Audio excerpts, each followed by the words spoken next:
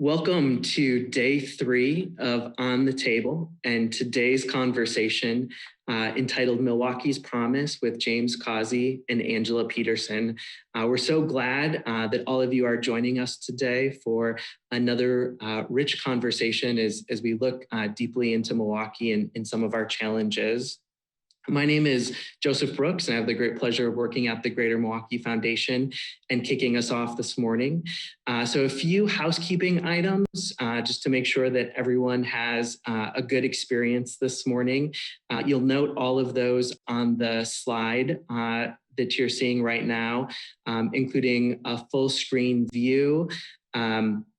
If you have any questions this morning, please feel free to direct those to the Q&A, which is located at the bottom of your screen. We'll be monitoring those over the course of the morning and responding.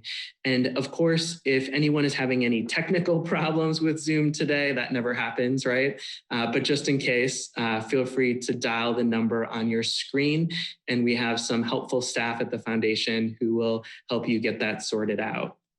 So again, thank you for joining us. We're so glad to have a large group with us this morning for this conversation.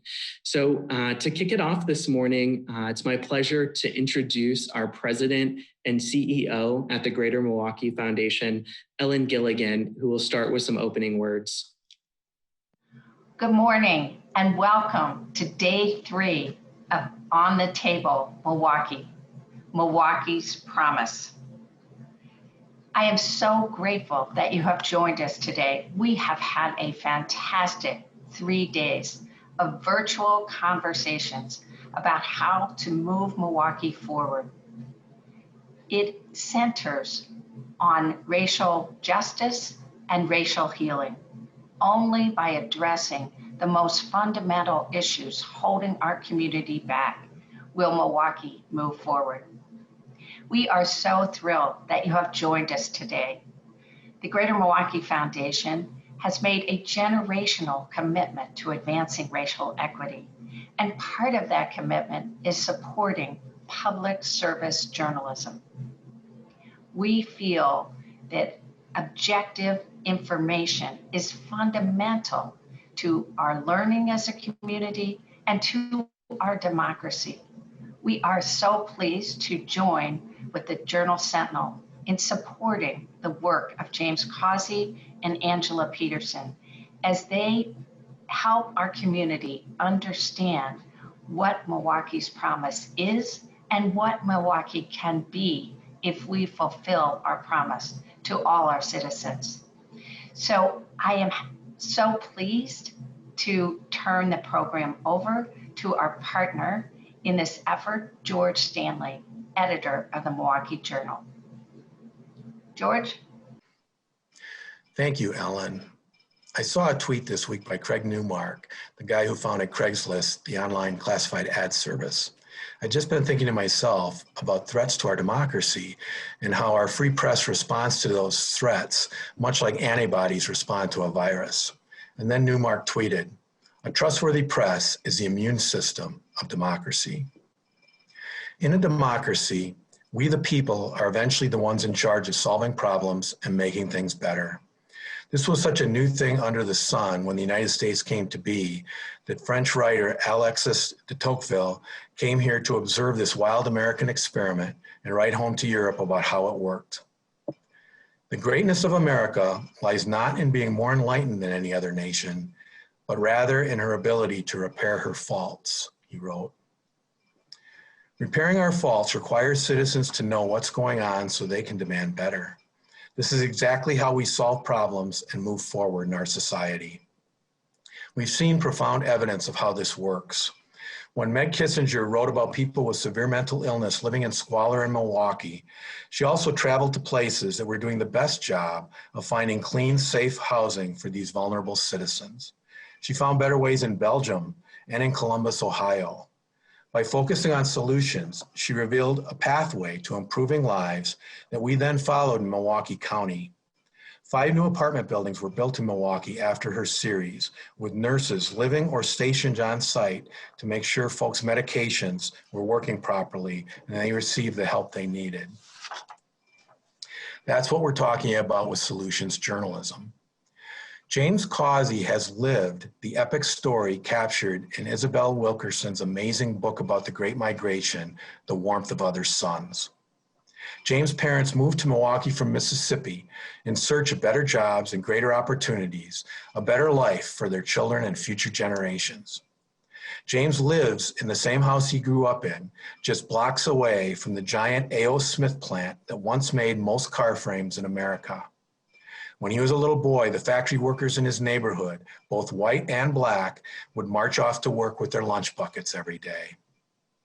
James and Angela Peterson, a talented photographer and videographer with a passion for capturing what is truly beautiful and uplifting in life, documented how drastically things changed in James' neighborhood when all those factory jobs in the city disappeared.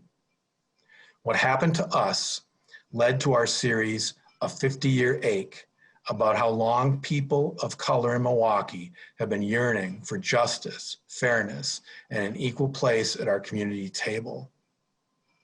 And that, with the help of On the Table and other community building efforts, has led us to Milwaukee's Promise, which asks a very simple question with an answer that has proved elusive to us in the past. What could we accomplish? What kind of community could we be if we truly saw all of the people who live here as treasured resources, regardless of race, and if our policies, behaviors, institutions, and actions all reflected this belief? What if children of color could see this belief we have in them in our eyes? To get there, we need to find best practices wherever we can, with evidence showing how these efforts have worked to strengthen families and improve safety, education, health, justice, and well-being. This will give us ideas and tools to repair our faults and improve lives here in Milwaukee. And with that, it is my pleasure to introduce my friends and colleagues, Angela Peterson and James Causey, who will be joined by Sue Ela and Cecilia Gore in a virtual On the Table conversation. Thank you. Good morning to everyone. I want to start by thanking Ellen and George for those incredibly inspiring comments. So thank you. Welcome to On the Table. This is our capstone event for 2020. We have had a series of On the Table events, and of course it's challenging to have these conversations virtually. And kudos to the Greater Milwaukee Foundation staff who has done such a great job over the last 3 days in bringing people together for conversations around Milwaukee and what's important to Milwaukee and what's critical for Milwaukee's future. James and Angela, I want to just go over a little bit for the format for today. James and Angela first share their work and highlight their experiences. They have comments prepared as well as a number of photos and videos to help us understand their work. And their work is especially important in amplifying community voices that we might not always hear. In addition, after the presentation, Cecilia and I will invite everyone in a virtual conversation. We will do our best to include your voices and your reactions and your opinions as in this presentation. We would like to have the conversation lead to an understanding of how we could all contribute to healing justice, racial equity in the city of Milwaukee. So I'd like to introduce Cecilia Gore. She is my friend and colleague on the Greater Milwaukee Foundation Board. Good morning. Thank you, Sue. It's a pleasure to be here. And as I look at the more than 180 some odd participants that we have on this call, it warms my heart to know that we have so many people that are interested in making a difference in this community. And it's so important that we come together, particularly during this time of quarantine and COVID. I recognize that it's challenging and that we're juggling a lot of balls. We're paying attention to a lot of issues, but this is probably one of the most critical issues in our community. So it makes sense for us to come together and try to come up with solutions. I have the pleasure of introducing our speakers this morning, and it brings me a great feeling of joy to do so, especially because I want to engage people that I hope won't leave our community. And that's an inside joke. But I love that we have talent and people that have been committed and that want us to do better and be better. And so in order for that to happen, we've got to have some results. And we have to keep the talent that's in this community bringing those solutions and results to our table. So with that, I will introduce James Causey. And he is a project reporter and editorial columnist at the Milwaukee Journal-Sentinel, where he has worked since 1995 in a variety of reporting and editing roles. He is currently a fellow through the Marquette University O'Brien Fellowship in Public Service Journalism.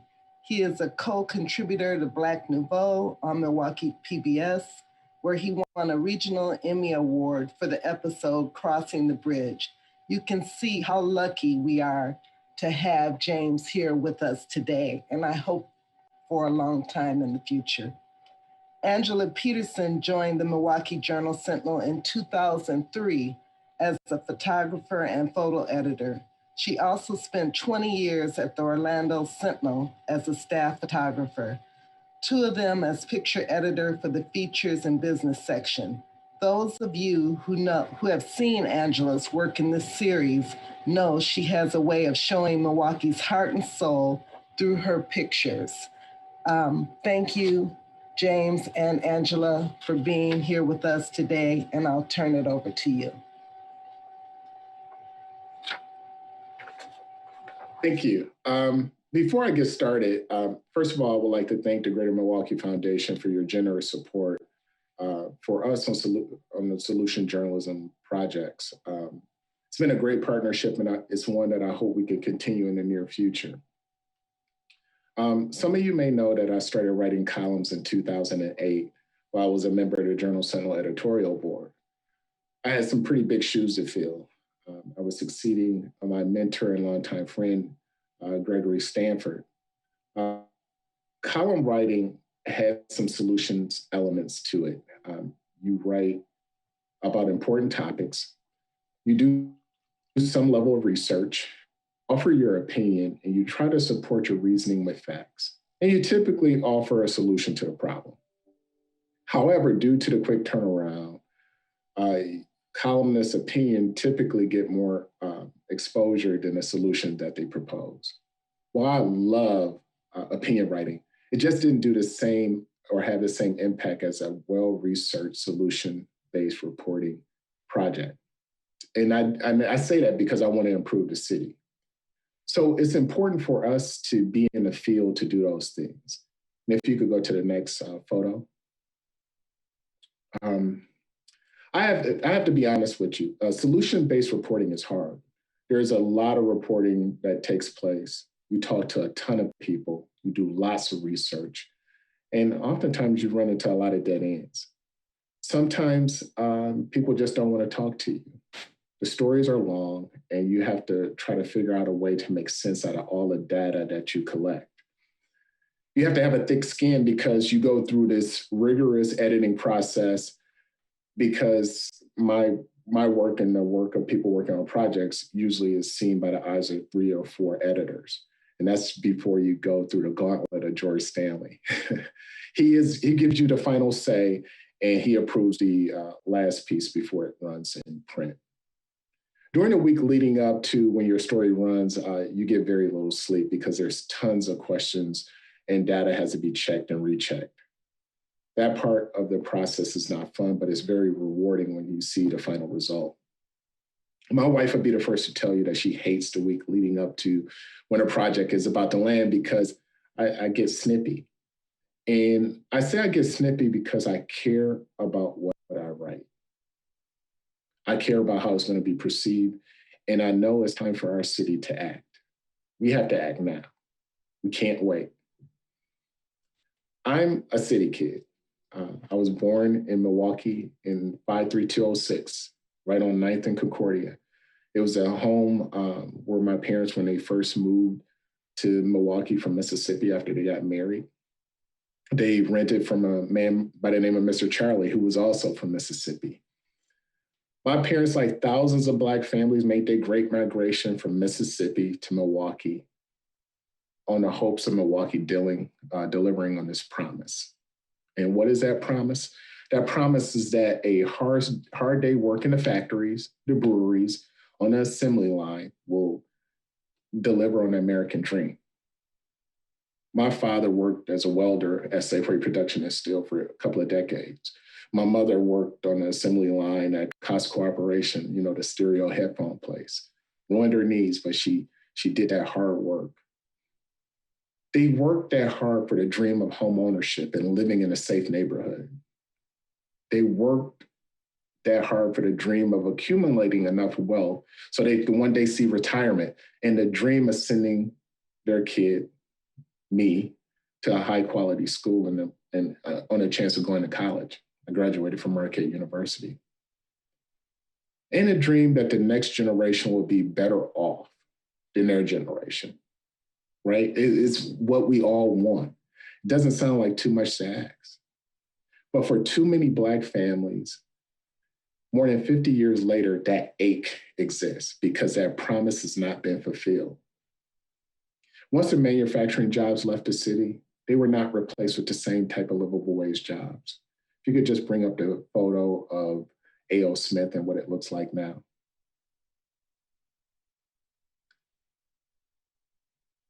More Blacks owned homes 50 years ago than they do today in this city. Our communities are not safe. Milwaukee is on a homicide pace to hit 200 deaths by year's end. Lastly, our educational system has failed too many of our Black and brown children. The gaps between Blacks and whites in reading for 4th and 8th graders are among the widest in the nation. That can't happen. It's because of these nagging statistics that solutions journalism is more important now than ever before. So you see, solution journalism allows journalists like myself and Angela Peterson to take a deep dive and bring you the stories that we wouldn't be able to do because either we lacked resources or the time to do them. To work on a project like Milwaukee's Promise takes a lot of time. Luckily for me, I was able to become a fellow at Marquette and have a year to work on this project, but there's so many other projects out there that don't get this type of time. But this is the type of journalism that our readers crave. People want to be involved and people want to have a say in how the city is progressing. They want to know how they could be involved. I get really excited when I'm out of town working on a big solutions piece. And in the middle of the reporting, I ask the question, why aren't we doing this?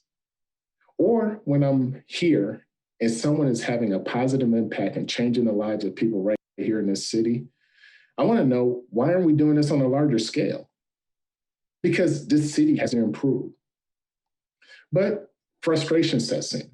You get frustrated when you work on a big solutions piece.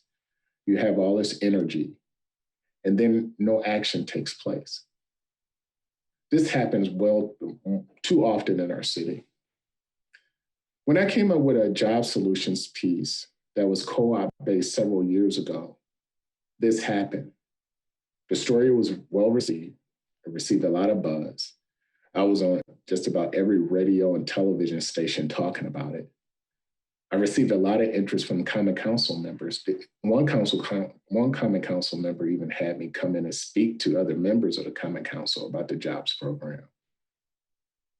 They even wrote a resolution adopting the plan that went something like this: whereas members of the Milwaukee Common Council will do X, Y, and Z to make sure that we do this program. But in the end, nothing happened. Nothing happened because they said they didn't have the money to do it. Well, that can't be the reason that we can't do a lot of these things that need to be done in our city. That was in my project, What Happened to Us, that George Stanley mentioned earlier. In that project, one of the solutions pieces, the Cleveland Co-op, if we could bring those pictures up. Leaders in the city came up with ways to address the problems of joblessness in their community for people with barriers to employment. And when I said barriers, I'm not just talking about maybe a criminal record or something like that. A barrier could be something like transportation issues, dealing with the crisis of facing a home, losing their home, or just, other barriers from, taking care of a family member that you have nobody else to help you, so it's hard for you to find work. Those are the type of barriers I'm talking about. So business leaders came together for a meeting of the minds, like business leaders of anchor institutions, like businesses with Cleveland in their name. They can't leave. And they know that while their businesses may be successful, you can't have a successful business when people in your community are suffering. These leaders came to the table and they stayed there for like 3 years, having weekly, monthly discussions on how they could improve Cleveland. Some of the solutions that they came up with was to figure out how they could incorporate some business right there for people to work. So this is what they came up with, and it's pretty ingenious. So the anchor institutions like the colleges, the universities, the hospitals, they all have laundry that they have to get done and clean. Typically what they did was they shipped this laundry outside of Cleveland. They had some factory outside of Cleveland do their laundry and ship it back. So they said, why don't we build a laundry facility right in Cleveland? Show people in the heart of Cleveland how to do the laundry, pay them a livable wage, and that way we save on shipping costs. So they built a laundry facility. Then they came up with an idea of health. And they came up with the idea of building a greenhouse, which became the largest greenhouse in the Midwest. Cleveland's weather is much like ours. After, days like today, no lettuce is being grown in Milwaukee. Any lettuce that you receive usually comes from California. And they came up with this idea to build a greenhouse to grow the lettuce right there in Cleveland. This greenhouse is fantastic. And once you're inside of it, you just feel warm and healthy. I mean, it's all this oxygen in there and it's just clean. So they built this greenhouse, and this greenhouse supplies the lettuce to all the schools, all the grocery stores, and the fast food chains that have lettuce for their sandwiches and things like that. Then the last thing that they came up with was a solar panel facility, because they're thinking in the future that using clean energy. So they built this solar panel facility to teach people how to build those so they could put these solar panel facilities on their schools, on their buildings and things like this to save energy. All told, it created over 200 jobs. This was in 2017. Milwaukee has not done anything as far as that's concerned to act on this. Meanwhile, since 2017, those 200 jobs have grown to more than 500 jobs. The Cleveland Cooperative is now in the process of doing acquisitions. They even formed a partnership with Nestle's chocolate. Talk about growth. But meanwhile, we haven't done anything. And that's where that frustration comes in. Like I mentioned earlier, I've had a chance to work on some very big solutions-based projects. There was What Happened to Us, the 50-year ache, Cultivating a Community, and the current project that I'm working on now, Milwaukee's Promise. But I'd like to tell you a little bit about each project so you can understand what goes into these projects. First, let's talk about What Happened to Us. I already highlighted what the project was, one of the things that came from the project, the jobs side. But I need to tell you how I came up with the idea for What Happened to Us. UW-Milwaukee had done a lot of research on Black male incarceration. And 5 years ago, we started to figure out how incarceration was impacting our city. Their research showed us that Wisconsin led the nation in the number of Black men on a percentage basis incarcerated. And the zip code of 53206, the zip code that I grew up in, was one of the most incarcerated zip codes in the state, if not the nation.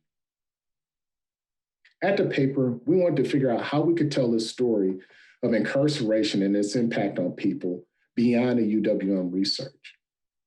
But we needed to do something compelling.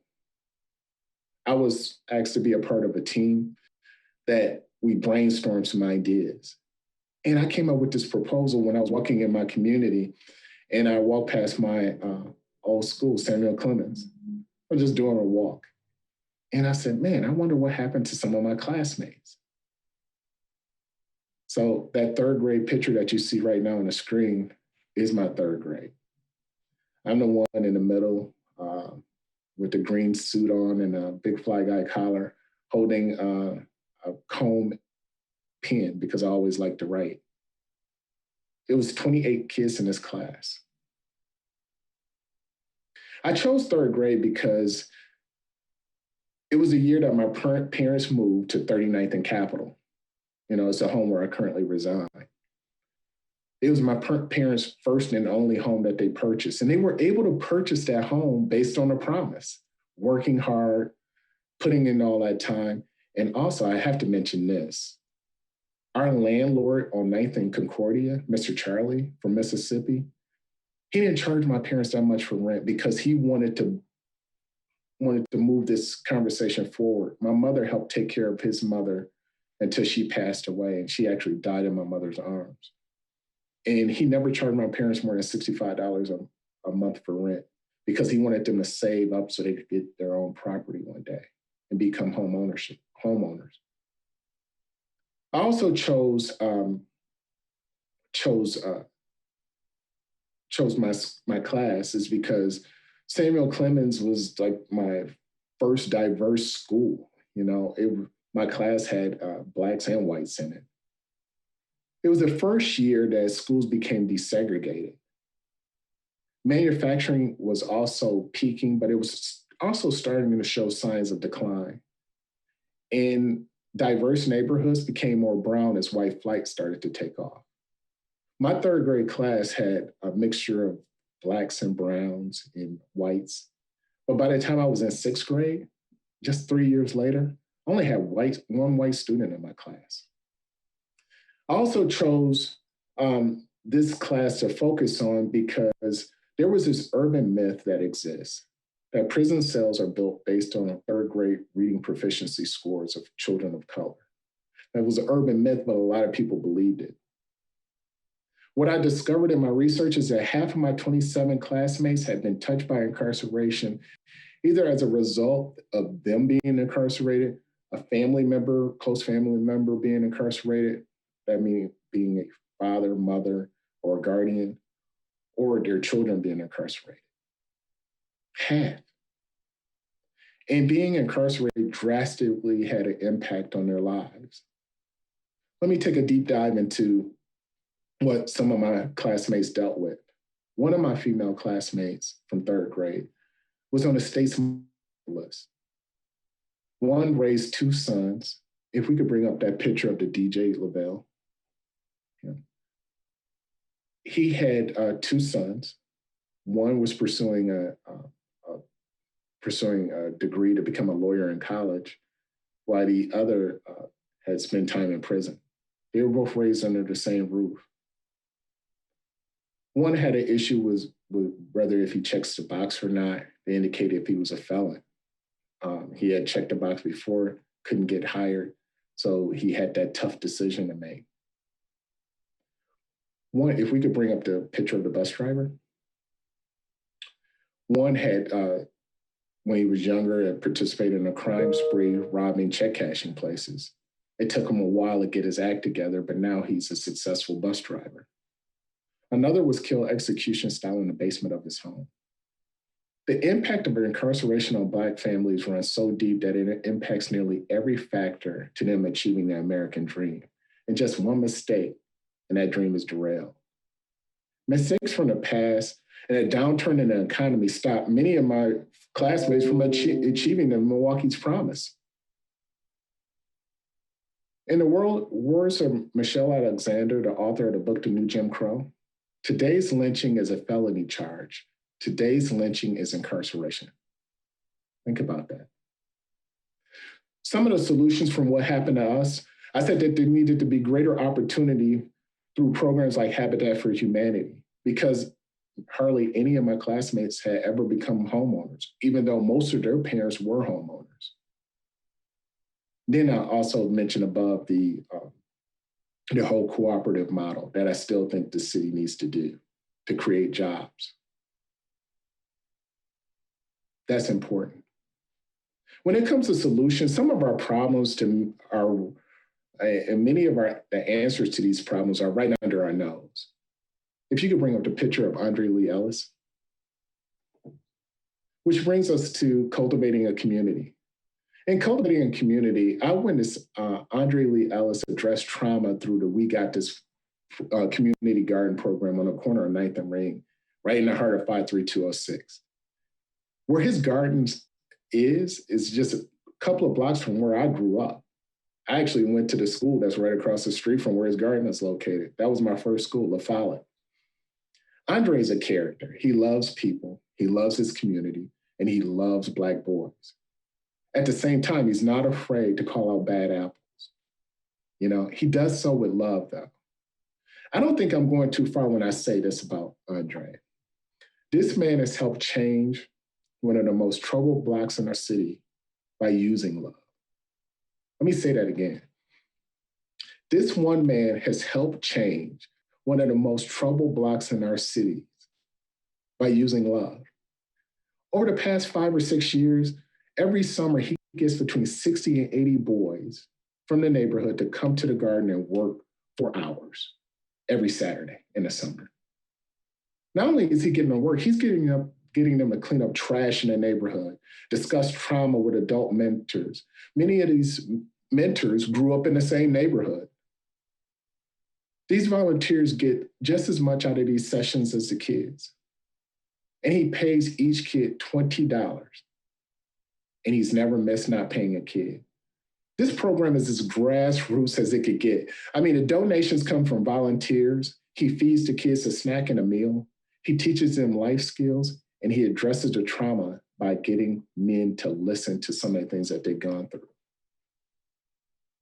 The garden literally grew from a seed, from one unattended box garden, and today there are more than 30 box gardens. And right across the street, he purchased more land where he has a hoop house and an orchard, so he could have more kids come and participate. As a journalist covering the garden, this project required myself and Angela to be committed. We couldn't helicopter in and helicopter out like we typically do in 53206. You know, it's an area that had a lot of crime, and typically the only time we covered it was during a time of tragedy. I was in the garden every Saturday, and I built up a relationship with Andre and the kids. But I was also in 53206 almost on a daily basis, talking with neighbors, talking with kids, parents, and business owners, just so I could understand what they were coming from and what they needed. I attended a funeral for a longtime volunteer who was shot and killed just blocks away from the garden.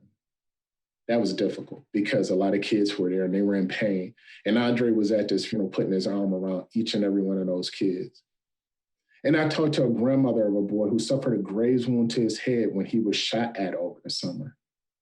She asked me during our walk, could you make sure, Mr. Causey, that you bring my grandson home, because those boys that shot at my grandson are still out here on the street, and I want to make sure he gets home safely. When he tried to be macho and leave the garden that day, I said, where are you going? He said, I'm walking home. I said, no, you're not. You're getting in the car with me. I'm taking you home. The solution to this project, the importance of giving back through mentorship. Ellis needed to be more sustainable, so he was able to get his 501c3. The governor added funding to his budget for the program because he knew this is a program that needed to be sustainable. And kids' overall performance improved through mentoring. That's a no-brainer. You have someone who cares for you and shows you love, guess what? You're going to do better because you want to satisfy them. And this brings us to the Milwaukee Promise Project. I say this is probably the biggest project I worked on so far because it's a culmination of all the other projects that I worked on. This project focuses on housing, eviction, community police relations, education, race, and racism. Yeah, they're big topics, very big topics. Me trying to find the best solution to some of these ills is very difficult, but I think I'm making progress. This project kicked off, if we can up a picture of Fannie Lou Hamer, please. The project kicked off when I used civil rights icon Fannie Lou Hamer, who I just think we need a Fannie Lou Hamer right now. If there was ever a solution, it would be Fannie Lou. But let me tell you a little bit about this woman. She grew up poor in Mississippi during the rise of the civil rights movement. And although she was late to the party, she was so relatable that she even became just as popular as Martin Luther King Jr. She was popular and relatable because she came from where a lot of people came from. They could understand her. They loved the way she talked. They loved her action. She had these bright ideas to create things and to get people to work. She became so popular that in 1964, she spoke before the Democratic National Convention. During this time, she complained how Blacks had a difficult time voting. If we could bring up the picture of voting here in Milwaukee. That looks, when you think about that, it tells so much. She complained about police brutality, poor housing, racism, and a lack of job opportunities for people of color. All the things we're still dealing with today. 4 months after this talk before the Democratic National Convention, she delivered this powerful speech. And guess who opened up for her? Malcolm X opened up for her in Harlem. At this time, she delivered this speech where she said, "I'm sick and tired of being sick and tired." And this became the rallying cry for the civil rights movement. And why should we be sick and tired today? Hamer mentioned police brutality, right? She was a victim herself of police brutality, where she was arrested and beaten for protesting. Today, the nation got George Floyd and Breonna Taylor. Wisconsin got Alvin Cole, Joel Escovedo, and Jacob Blake. Let's talk about Black home ownership in decline. In 1970, 33% of Blacks owned their own homes. And this is just 2 years after the Fair Housing Act passed. In 2020, that number is 27.8%. That's why people should be sick and tired. The earnings gap between Blacks and whites. 17.4% of Black men and 14.6% of Black women in Milwaukee County earn more than $40,000 a year. Look at what white men and white women earn. 46.3% of white men and 29.1% of white women earn more than $40,000 a year annually in Milwaukee County. Milwaukee's promise has not been fulfilled. And what Angela and I have done is found examples in other cities and some here where we could evoke change. Let's talk about housing for a second. In housing, I keep going back to this, but I had to revisit the Twin Cities Habitat for Humanity's program that allows buyers to find safe homes in different neighborhoods for everywhere. You could buy a home, you could purchase a home anywhere in the Twin Cities area. It could be, if you want to live in the suburbs, you could buy a home there. If you want to be close to your kid's school, closer to your job, if you want to be more in a city, you could do those things. Lavera Jeffries is a person we decided to profile. This woman has spent 10 years in public housing before she was finally able to get her home of her own through the Habitat for Humanity's program. I say this to say that, her story is the kind of stories we should be highlighting. But these are the type of stories that would be impossible to tell if it wasn't for our partnerships like we have with the Greater Milwaukee Foundation. Any other time, the company probably would say, "James, you want to go all the way to Minnesota to interview this woman?" We don't have the money for that. But let me tell you why this story is important. Lavera was a hard egg to crack. Days before we were supposed to drive to Minnesota to talk to her, she really cut off all communication to us. When I called her on the phone, say, "Hey, Lavera, we're still meeting," she was kind of like, I don't know. Let me think about it. We were in a car driving up to Minnesota. My wife actually drove because Angela and I don't like to drive long distances, but that's another story. We were driving to Minnesota and I gave a call to Lavera and said, "Lavera, we're on our way. Are we meeting?" And she's like, "Yeah, I'm at a hockey game right now, but I guess we could meet. But I don't have a lot of time for you guys." That's when we worked our magic. And I got to say, I had one of the best partners in the world in Angela Peterson. When we got there, knocked on her door, she let us in, and we immediately made ourselves feel at home. You know, we sat down, we talked to her. She was trying to really rush us out of her house. But after a while, she got to know what we were about and why we were doing what we were doing. This goes on to show the importance of being the importance of Black journalists. Lavera is Black, and I don't think anyone else from my newspaper would have been able to get the story we got from her. Not only did she give us time, she's had such a good time. She was late taking her son Matthias to school that day. But guess what we did? We went to school with her to take Matthias to school. We were able to get in his school and talk to his teachers. Yeah, we were able to do that. It was a little rough at first because the principal, the assistant principal didn't want us there, but we were able to work our magic. And we were able to even catch up with her later at a football game with her son. She's a single mom doing it all on her own. Like many women who face evictions here, who are young, single Black women, brown women, who go before a judge and are often evicted and lose their home. This is a woman doing it all by herself, taking care of her kid. And all she wanted to do is one day own a home so her son could have a big backyard and a dog. She got that through this program. This program is absolutely amazing, and it's grown since we last talked about it. Locally, Milwaukee's habitat is moving in a dissimilar direction. Instead of being citywide, they're now countywide, which they started this year, a countywide approach. But even a public policy forum said that we need a regional approach, much like Minnesota, to get bigger bang for the buck to help people like the Laveras of the world.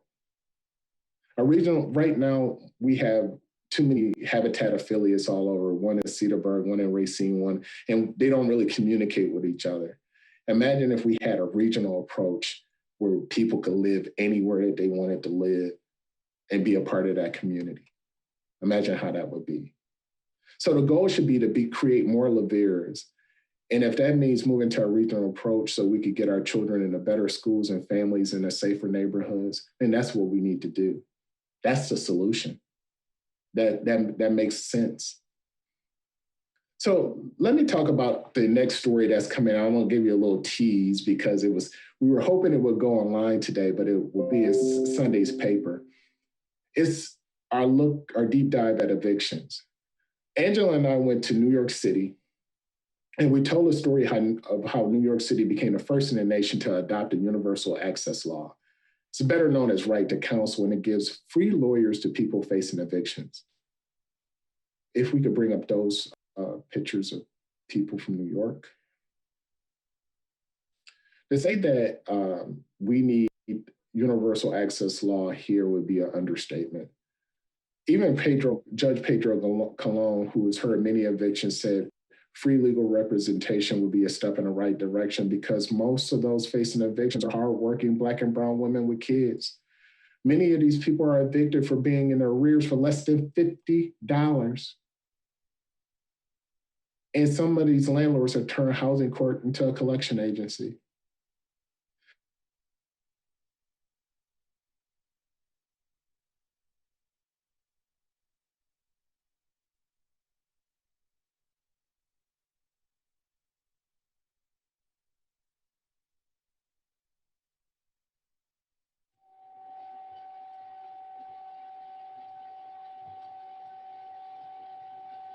It looks like we have James frozen, is that right?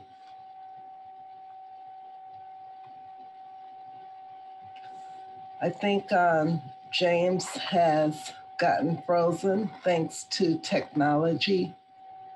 Can I get a nod from somebody on that we should move forward?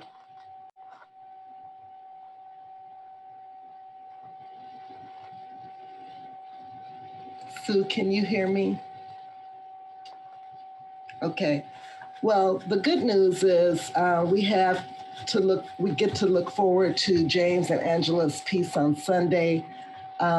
Clearly, they do just amazing work. I'm always moved when I listen to James speak, and looking at Angela's work just really brings another element to what it is they're trying to achieve. I have to say, I always have a range of emotions, and it's really challenging in a short period of time to go from anger to frustration to joy, back to anger. But I think it's necessary because it helps us frame how important this work is and the fact that we have to move forward. And so, Sue, do you have any comments about the presentation?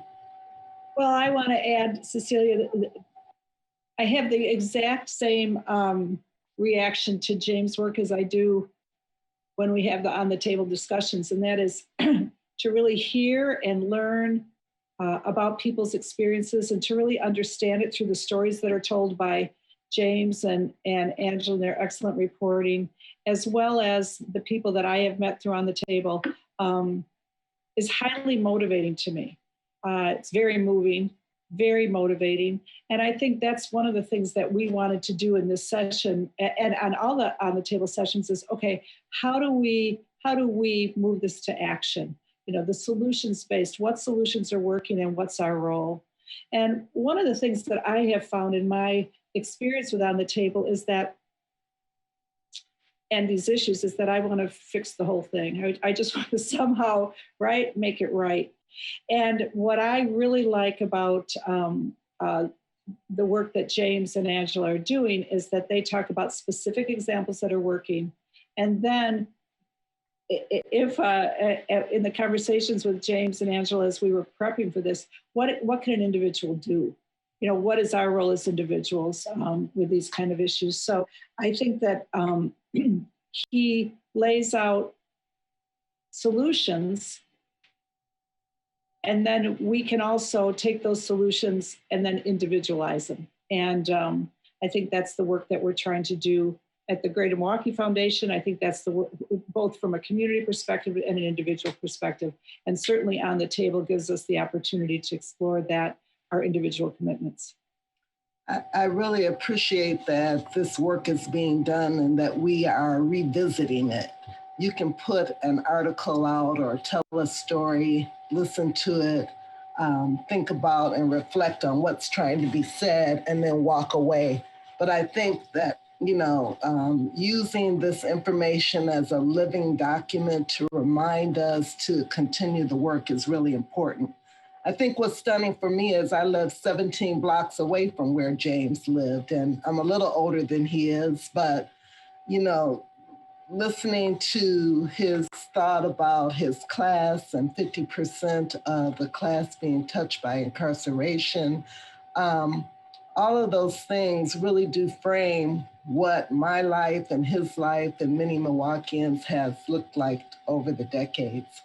And so I would just encourage the Greater Milwaukee Foundation, those that are listening, and others in leadership roles to really think about these issues and move the needle. We have got to stop writing resolutions and talking about ideas, and we really need to make something happen. And I think this is the time to do that. I know the foundation is especially interested in learning what tools and resources will help people stay engaged and sustain the long-term effort that's needed for these systems changes. And we know they're difficult and challenging times for everyone. So to get us started with this conversation, we know. Cecilia, before you go there, I'm wondering if we should just move it to Angela, who I think everything's working for her. Oh, okay. Yeah, and let her. Sorry, Angela. That's okay. And then Thank we'll come back. Okay. Thank you, Sue. I want to leave just a few minutes at the very end because I know James really wanted us to show the Habitat for Humanity video of a volunteer. So, but I'm going to go ahead and just start my contribution here. And again, I just want to thank you all for having me. Thank you for the Greater Milwaukee Foundation. And thank you so much for supporting local community journalism. We are so very appreciative of your effort in that. I'm not going to repeat a lot of the narrative that James already talked about, some of the stories and things like that, but instead I will bring from a point of view as a photographer, some of the challenges and the processes of capturing those images and the moments and why they are so, so very important. Like James, who was able to paint a scene with his words, I do that through my camera lens, and I've been taking pictures for over 30 years now. And I have to tell you that I love what I do. I love my job. I have an opportunity to showcase and highlight the voices of so many people out there who have been voiceless. So it's been a real honor and a pleasure. So as a photojournalist, and sometimes I might interchange that with visual journalists, my main goal is to elevate the visual. That's just it, elevate the visual. So imagine when we arrived in Bronx, New York to cover housing court. And I knew before we left Milwaukee that I couldn't take pictures inside courtrooms. I already knew that. What I wasn't aware of is that by the time I walked through security, they confiscated all of my gear. So that's like them taking James' recording devices or his pen and paper and computer away from him. I was in the courthouse with nothing but my cell phone. Now, the Bronx housing complex is a city within itself. It's a 10-story building. And granted, this is all happening before pre-pandemic. So there's 10 levels, hundreds of people on each floor, thousands of people in this facility here. And all these stories are unfolding in front of me. And I can't do anything about capturing any of these moments. Nothing. There was one point where we're in the hallway and the volume is so loud because people are huddled together and they're working with their right to counsel attorneys prior to going into the courtroom. Myself, James, and two of the interns from Marquette University went inside one of the courtrooms to just observe to see what was going on. And it was basically the same almost inside the courtroom as well, too. People huddled together talking. What they're trying to do is to resolve the issues before it goes to the judge. And the judge is in the courtroom as well. So everything's happening here and the judge is at his bench. And James says to one of the court deputies, he said, "Do you think the judge would let me interview him?" And I'm thinking, this is never gonna happen. You don't just stop and interview a judge in a courtroom. But he actually motioned James to come to his bench. Now they're having sort of this fireside chat, and I can't believe it's actually happening in front of me. And again, I can't do anything about it. But James and the interns, they're getting lots of color. They're getting lots of information that we can bring back as well. After we left the courtroom, we were outside. So if you could go to give the picture of the people standing outside. That was really the only image I was able to capture basically at the Bronx housing court. Because again, I could not get inside with my camera, but we were able to do interviews outside with people and people who were facing eviction and whatnot. And I understand the need to not allow cameras into a courtroom because you have individuals who are in the worst point of their lives. They're facing eviction, they're facing homelessness. Who would want to have a camera in front of their face? And I get it, I understand that. James, understanding or realizing my frustration not being able to document anything, he says to me, "What do you need from me?" And I said, "I need you to get me inside of someone's home who we've been talking to, who is dealing with slumlord conditions and things like that. Well, I want to be able to show the conditions and bring that back." He's like, "Okay, we're going to work on that." So as we're making our way and we're leaving the courtroom, we're trying to find some place to have lunch, and we're walking. And I look up, and if you could go back to the picture of the tenement, I look up and I see the skyline of just tenements, hundreds and hundreds and hundreds of buildings. And it's like, there's hope on the horizon. I'm being rejuvenated now because it's like, I have an image, I have a moment, and I'm just thinking about all the people who possibly lived in those homes, who live in those homes, rental properties who may be facing eviction. And I was going to start right there. Later on that day, some of the people that we had met, they were going to have a protest. And again, I won't go back over it again, but I knew that I could get the protesters at the tenements here. And we were able to talk one of the women into going into her home. If you could go to the one, thank you. She was just showing us that because her gas had been shut off and her and other tenants, that they had very limited food in their refrigerator, very little food in their cupboards and things like that. And they had to fix their meals on a hot plate for their family. So this was monumental that I was able to come back with these images to show cause and effect. And some of the things as a photographer, the challenges that we deal with are, first of all, building trust and gaining access. So we were able to, as James mentioned before, build that trust, whereby being able to share their stories, allow them to share their stories to us. On the flip side, let's go to Milwaukee now. Milwaukee's courthouse and eviction. It's quite different than the Bronx. Much smaller, one floor, several rooms. But the need is still as impactful as it is in New York City as well. And again, cameras are allowed in courtrooms, but with permission. And that took several weeks to get permission from one of the circuit judges to come in. And his rules were, don't show any faces. And again, we want to protect the privacy of these individuals who are struggling. And I understand that. However, after they left the courtroom, we actually were able to reach out to some people and talk to them outside of the courtroom. And one of the people that you're seeing is Christy Connery. And she was facing possibility of being evicted. Fortunately, it turned out that the judge actually found in her favor that she would not be evicted. And she was sharing with me and one of the Marquette University's interns about the conditions that she was living in. And I said, every moment, every opportunity you have to seize upon whenever you can. And I said to her, would you mind if I go back to your home so that I can show the conditions in which you're living in? And she's like, a little hesitant, but I think she understands the importance of this. And she allowed me to come back to her home, which I was shocked, but I was glad that it actually happened. And when I got there, what I saw were, she'd only lived there for maybe like 4 or 5 months. And the structural damage that I saw happened over years. It didn't happen within 4 months. There were holes in walls. There's one shot there where she's walking and you can see an interior door.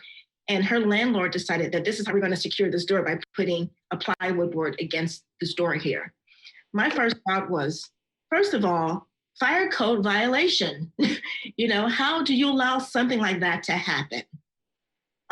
Fortunately for Chrissy, though, she had already made arrangements to move out, which was glad. I was glad she was able to do that. So again, I was able to gain trust and then access. And I'll go back to the Lavera story now in Minneapolis, similar to what James was saying again. And we didn't know, when we go on these assignments, we can only hope that people will open up to us. I think our approach is to be honest and to be real with them and to let them know that we are really trying to tell a story here that's going to move beyond not just your circumstances, but the lives of so many other people. So we want to use you as that voice.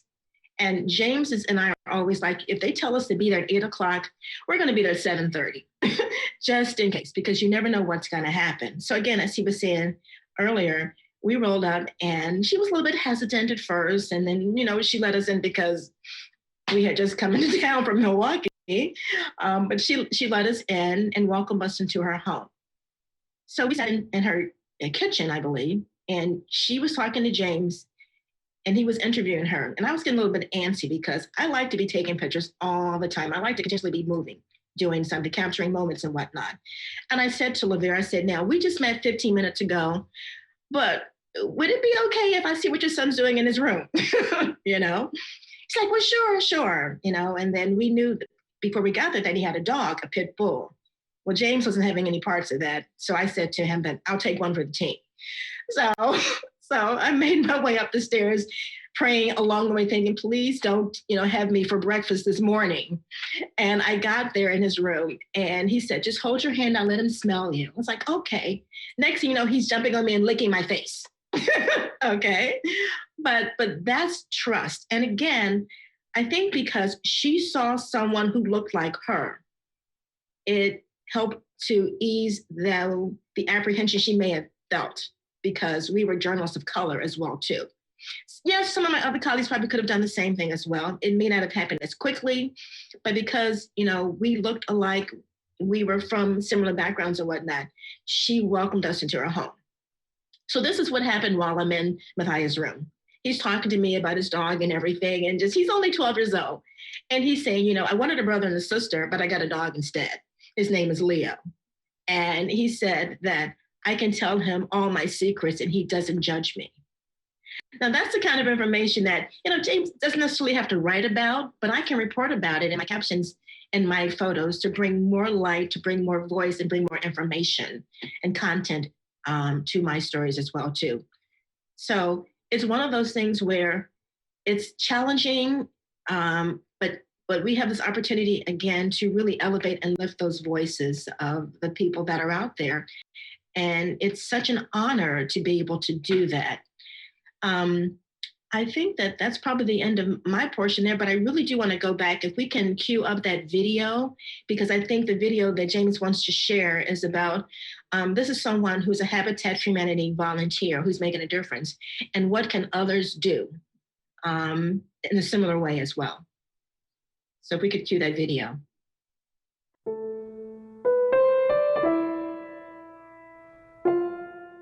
I've always loved building things. You do work like this, it's honest work.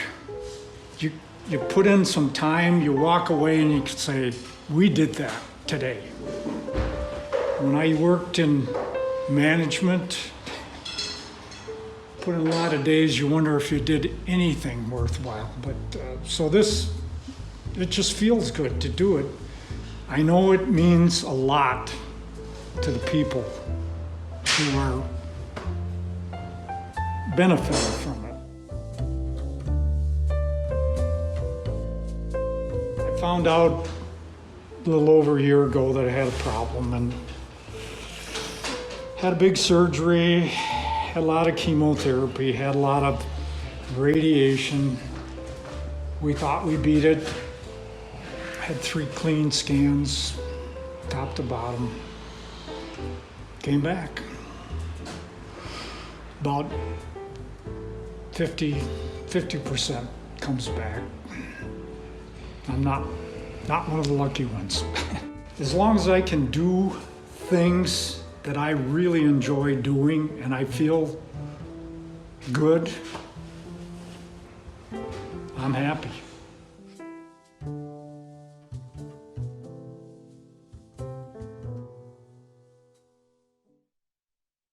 And maybe James might want to comment just briefly about that video.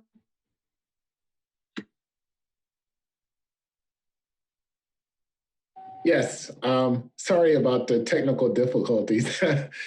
But anyway, that man was absolutely amazing. And if I could tell you a little bit about how that video came about, Angela was down at another location, getting her pictures, doing great work. And I saw this guy taking pauses, this older man taking pauses in between his working on the Habitat house. And one thing that I noticed is that, some of the guys tease him a little bit. And I said, I wanted to know what his story was. And I started talking to him, and he revealed to me that he had pancreatic cancer. And pancreatic cancer is really tough. And it's the same cancer that my father succumbed to. And so we had this moment where I told him what happened to my dad, and I had just lost my father. So it was heavy on my heart.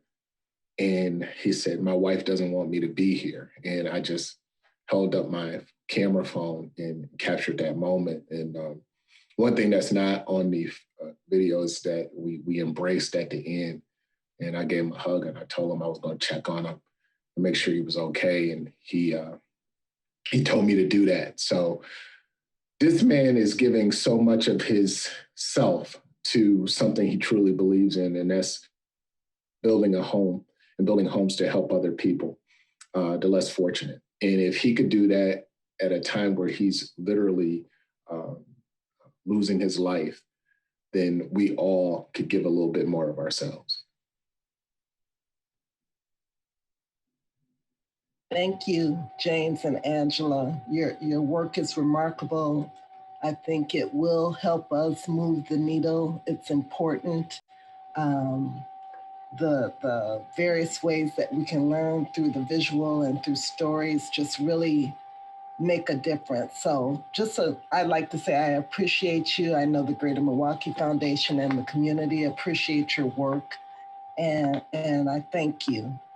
I know we have a quick poll that we'd like to take with our audience. And James, I will ask him, James Brooks, if he'd like to kick that off. We'll take the poll. And then while we're doing that, I would just open it up for any final comments. Anybody have anything else you'd like to add while we're waiting for the poll to be conducted? I would just say this. I think the partnership that we have with the Greater Milwaukee Foundation is a very good one because I think we share similar missions. What Angela and I are able to do, thanks to the help that you guys provide, is absolutely, we're producing some of the best journalism that I've ever done.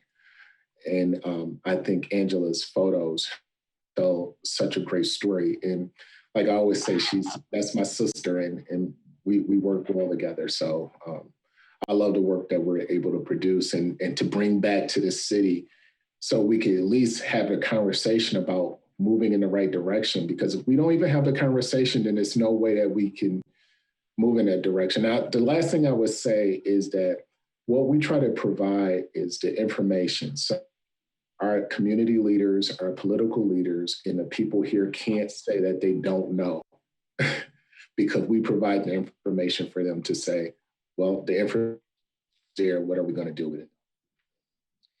So, okay. James, I add my thanks to you for your great work and it's great discussion. Cecilia and I have a number of questions from the audience as we get the results from that poll. You open to questions and that people have regarding your presentation and your work? Of course.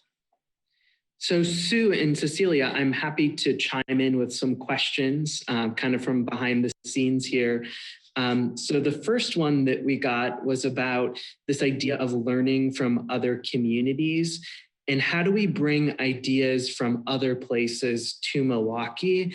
But most importantly, how do we help those ideas stick for the long term?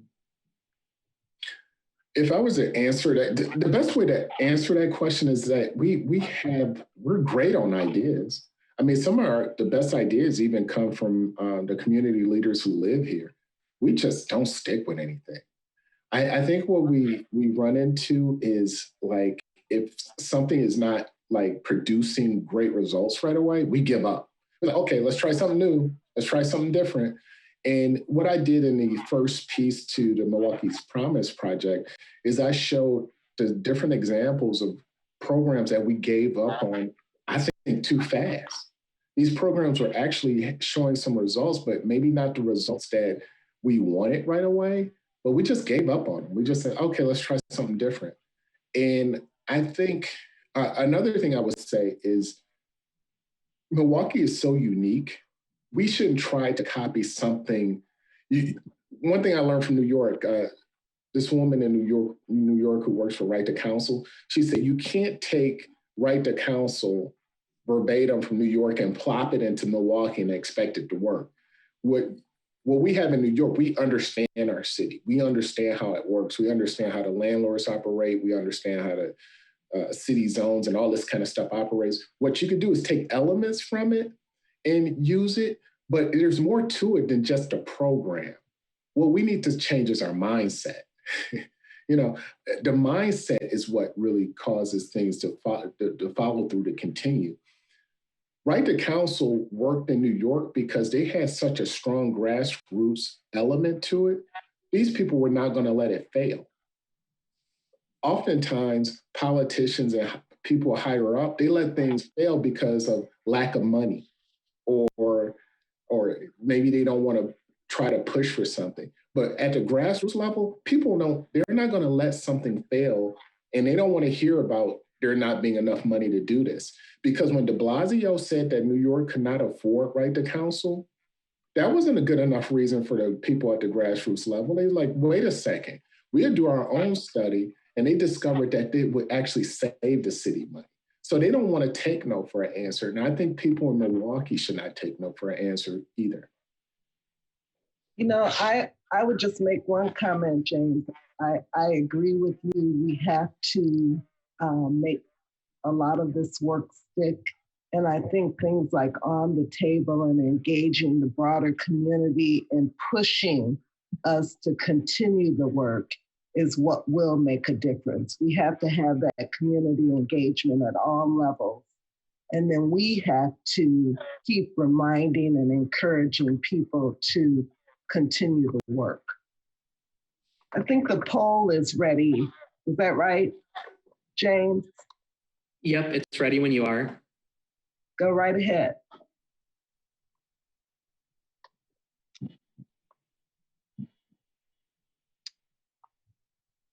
So if we look at this, it looks like the majority of people on this call are ready to lean in, and they know how they can help, which is good news.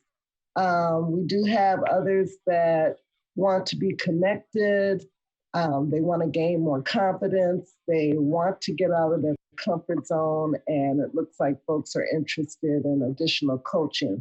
So I think that's a good measure for the GMF to take a look at and try to figure out how we move forward. Another question that just came in as follow-up to the last one. So on this idea of engaging people in the work, building partnerships and helping ideas stick, what have you seen from other places, or what do you think might work in Milwaukee in terms of getting governments, getting nonprofit organizations, getting corporations and businesses all engaged in this work? Knowing that it's multifaceted and a lot of it has to do with jobs, building wealth, giving people opportunities? I guess what I'm seeing that what really works is when, you have to have a couple of elements in place. You have to have a strong grassroots level approach. That's a must. None of this stuff would take place unless you have a strong grassroots level approach and young people really at the table being involved. It takes business leaders to want to be engaged, and they usually hear this from the people that they hire. One thing with the Cleveland Cooperative Program, when they were doing their annual meetings, young people wanted to know, what are we doing to help the people of Cleveland? We don't really want to hear about how profitable we are at the hospital. We don't want to really hear how profitable.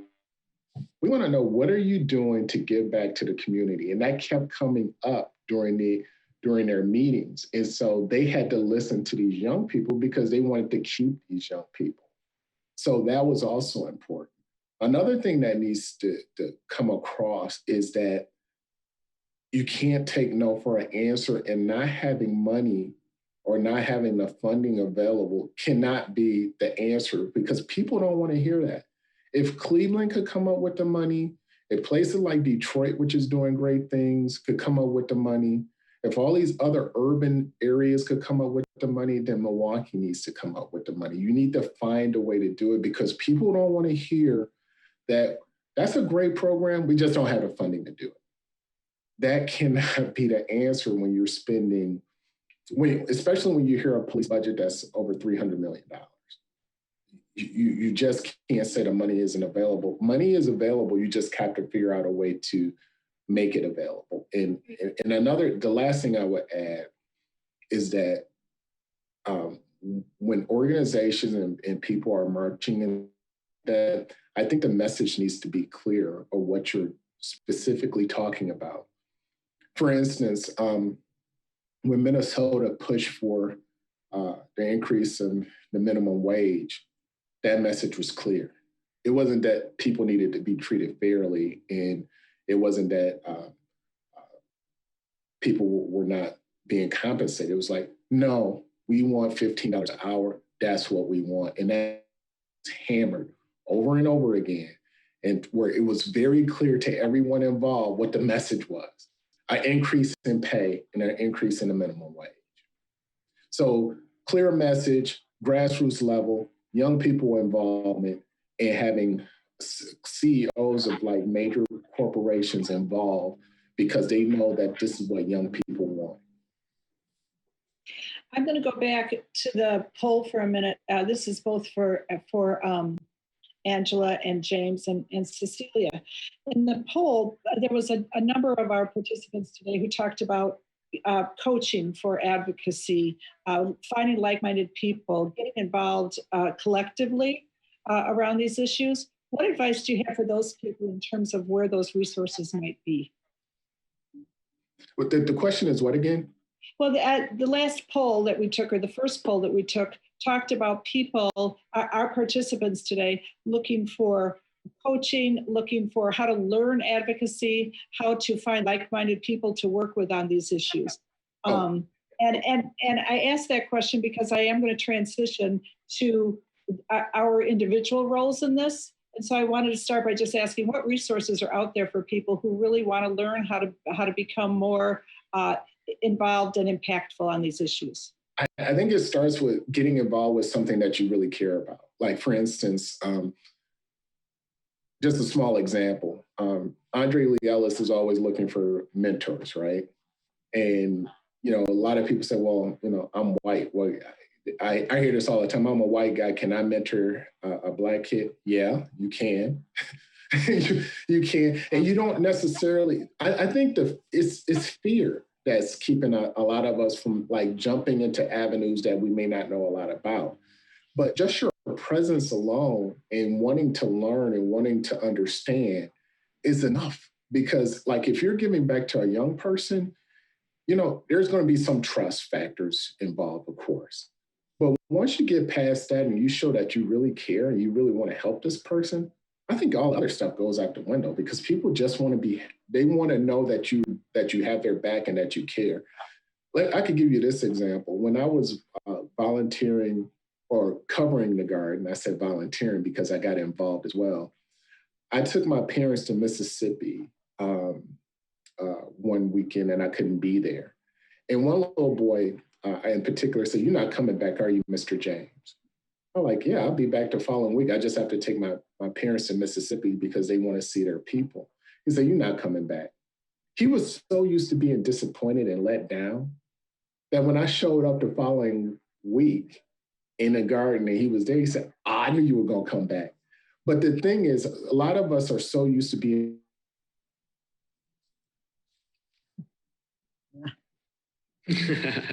Gotta love there, and if you're there in the moment, that's all you need. Yeah, thank you, James. Andy, do you have any comments about that issue in terms of when people are asking how they can be most impactful, how they can get involved, how they can find like-minded people? What are your thoughts? Sure, I just concur with James too, because again, find the things that you're most interested in, and it doesn't have to be something on a really large level. It could be something within your family. How do you start to change the mindset of those people who maybe are off, on other sides and don't quite understand? Have those honest and authentic conversations about how can we make a difference, whether it's in our home, whether it's with our families, our friends, and things like that. Start on a small scale, work your way up, share with someone else. Maybe you have someone, I'm going to commit to XYZ this week. What are you going to commit to? Make other people accountable for carrying through as well, I would say. And if I could just add this real quick, I'm sorry, I got cut off before when the Zoom went away. But this is one thing I wanted to say. Like, if we were just to look at the march, for instance, you got people who march every night, right, for justice. And that's what they do, and they're very good at it. Well, your expertise may not be marching, but your expertise may be like providing water and sandwiches for the people at the end of a march.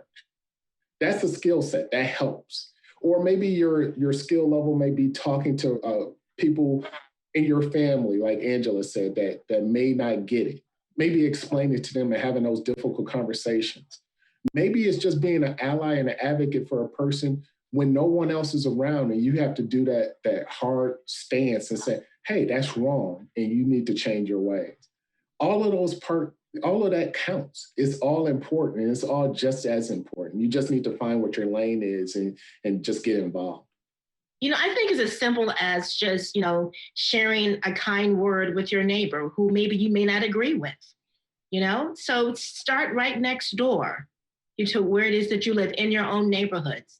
I have people who live in my neighborhood that I don't agree with all the things that they say and some of the things they put out on their lawns, but I still say hello and I still give them a smile. And if there's an opportunity for a conversation, I do that. I mean, just recently, I had a politician who's running. I won't say the name, but it wasn't part of my party. And, I said, you know what, I'm voting the other way and I don't really have time right now.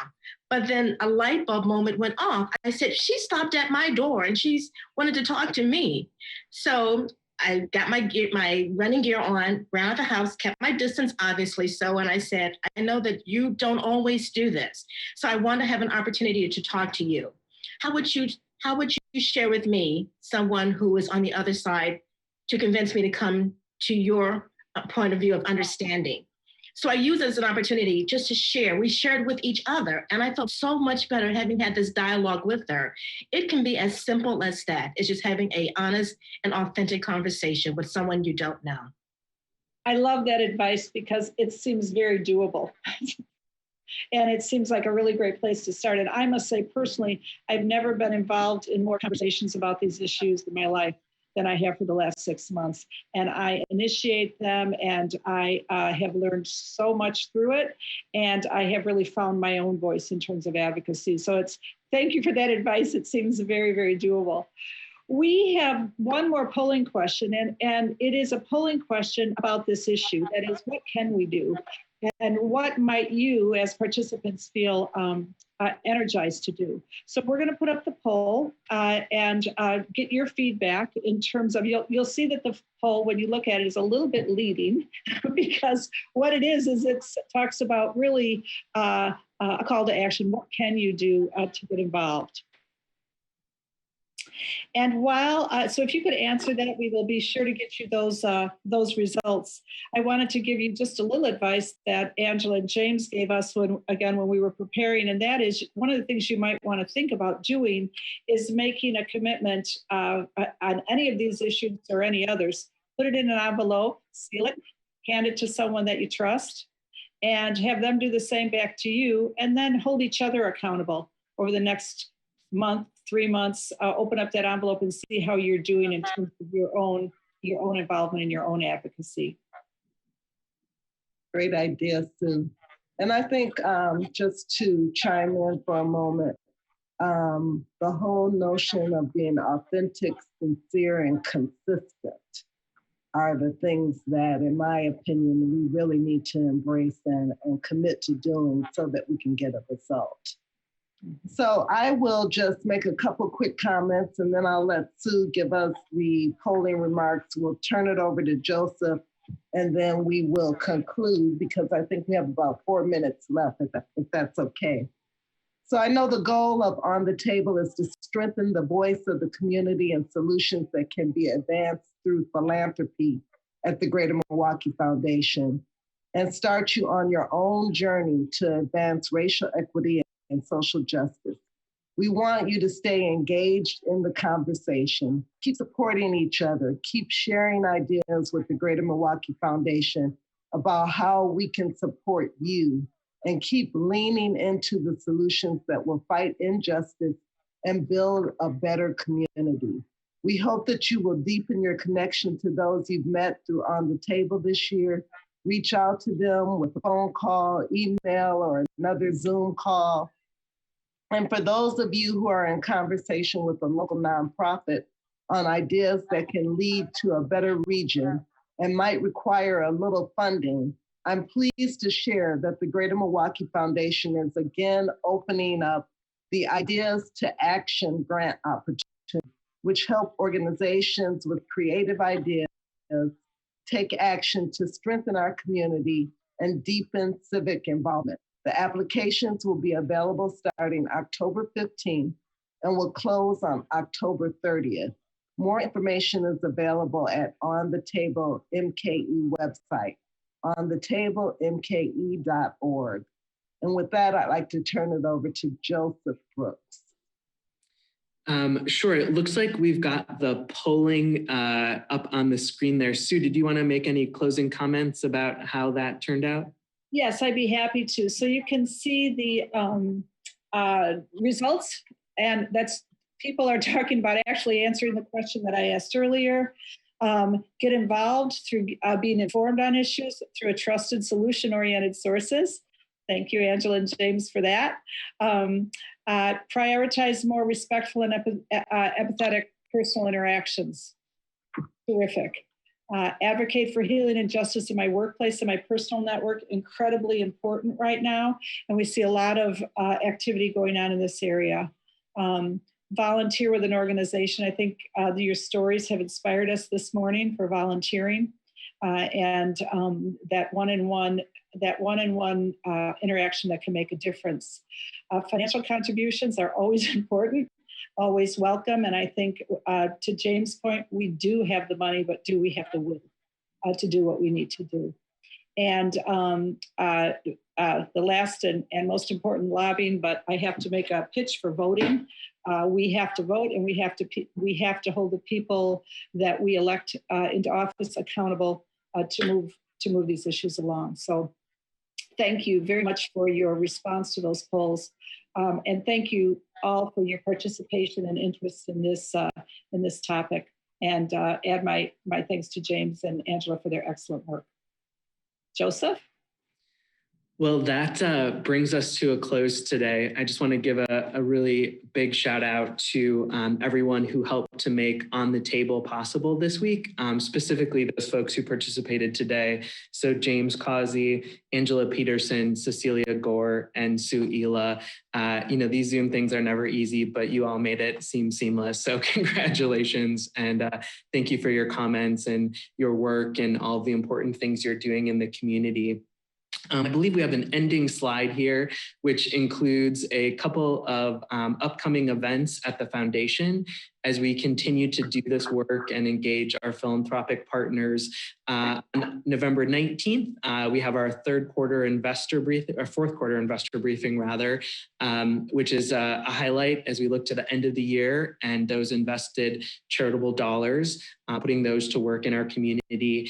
And then later that day, we have a session on early childhood education, which is featuring Dr. James Heckman from the University of Chicago, an economist who looks at this really important work and makes an economic case for investing in our littlest kids in our communities.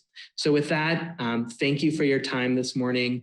Thank you for your time this week and for participating in On the Table. And I wish you all a wonderful day.